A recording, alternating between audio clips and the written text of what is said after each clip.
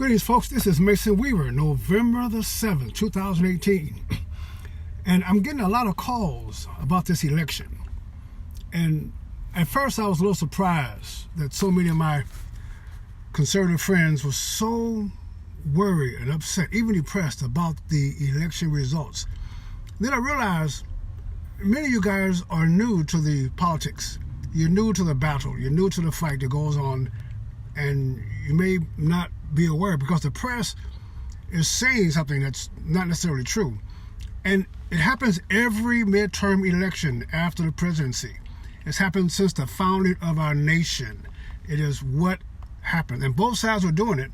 When Obama, first term, they gave us Obamacare.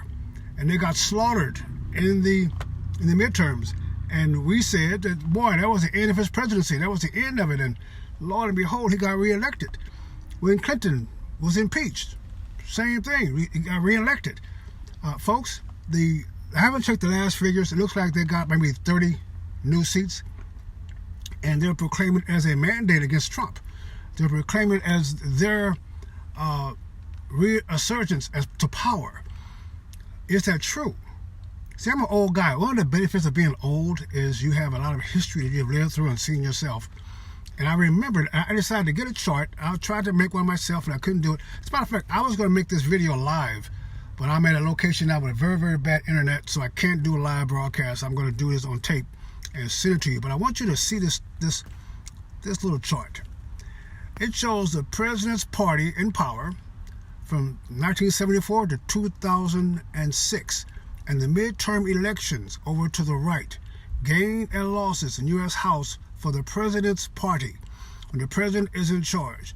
And I want you to see the average is about 30 seats, folks, 30 seats or so.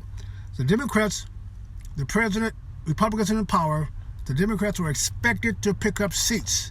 If it was a blue wave, you would think maybe 60 seats or so. It was 30 seats. You've seen here some of these years they've lost. You know, in 94, the Democrats were in power and they lost 53 seats. Trump tweeted out today that out of 105 years, only 3 or 4 times has the president party won seats in the midterm after his first year. So look at this chart. I'm going to post it somewhere you can get a link to it. You see that the average is 30. You're seeing sometimes they have won. Republicans in 2012 actually won seats. So don't panic. This is normal. It is what is necessary. It's called growth. We took a larger number of seats in the Senate. The Democrats are going to be in power for at least 2 years in Congress, but President Trump will be selecting and approving judges that will last generations. I told a clown this morning on YouTube. He was trying to poke fun. Hey, we got you, man. You're gonna be suffering. You know what, man? I would take that trade. Give you 2 years of no power because you can't do anything. As opposed to a decade, 2 decades. Your children will sit under conservative judges for decades because now the Senate is RINO proof. You understand, folks?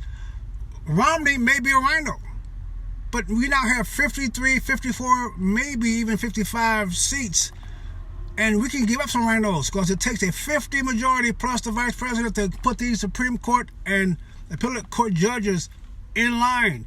We have 2 Supreme Court justices that are in their 80s, high 80s. They want to last. They're getting too tired. They're getting too dementia. They're getting, Trump may put in at least 2, maybe 3 more judges. A supermajority in the Supreme Court. That's a good trade. Then the next election, 2020, we're ready for him again. We're ready. Trump is popular.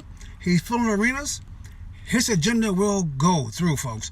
Now, the House will not give us the wall. He can still build a wall. The House will not give us the tax cut permanently, but the lame duck Congress can. So here's the deal. Democrats have the House. They're threatening to reduce or reverse the tax increase. How can they? They could pass a bill, but Trump will not sign it.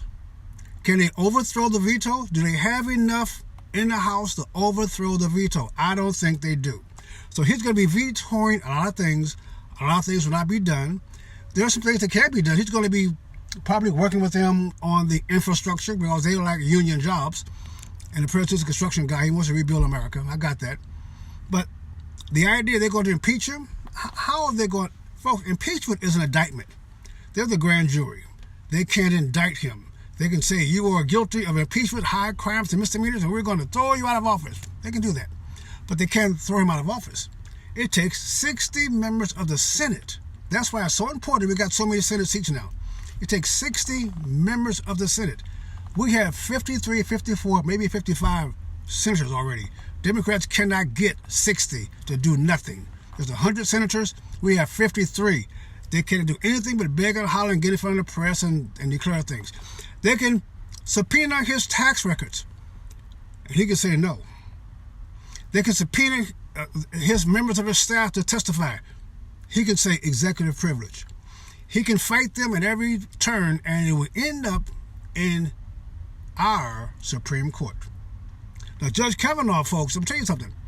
One thing I did not like about his testimony, he put a lot into precedents. The Constitution says nothing about precedents.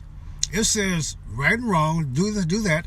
It doesn't say if another judge 10 years, 20 years, 30 years ago made a judgment, you got to consider that judgment. No, I disagree with that. But Kavanaugh is not as strong on these issues as you think he is.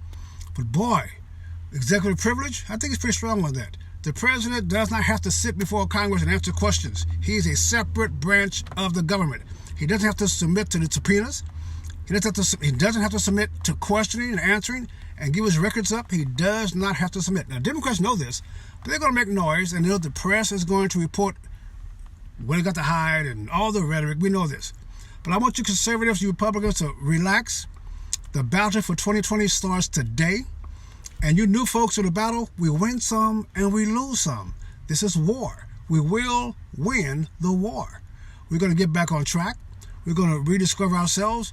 We have done nothing wrong. We won a great battle, a great victory yesterday. Normally, you lose 30 seats. We lost about 30. A bad day would have been 60. You see it in the polls here. You've seen some people lost 60 votes, 60 House seats. It's okay to be normal on that end. Give Nancy Pelosi and all those clowns what they have. We'll take what we have. We lost some governorships, lost some houses. Some houses, state houses flipped. It's normal. It's normal. We will never give up because they will never give up. We're in a good place, folks. This is a great day. Relax. Ignore the press telling you how bad, how disastrous this was. This was a great victory. The blue wave hit the red wall, and the red wall threw it back. We won in Florida. We won in Missouri. I told you McCaskill was gone. She was gone before her vote against Kavanaugh. She was gone because we were tired here in Missouri. A red state. Tired of these Democrats rulers over us. We threw her out. So, folks, I'm going to leave now. I tried to do a live video. Couldn't do that. Sorry about that. But I want you to understand. I feel great today. I feel invigorated today. What I saw in Washington, those young black kids that met at the White House, when I met with them, folks, the generation after us is coming strong. They were already eagerly conservative. So let's relax. Keep our focus on the prize.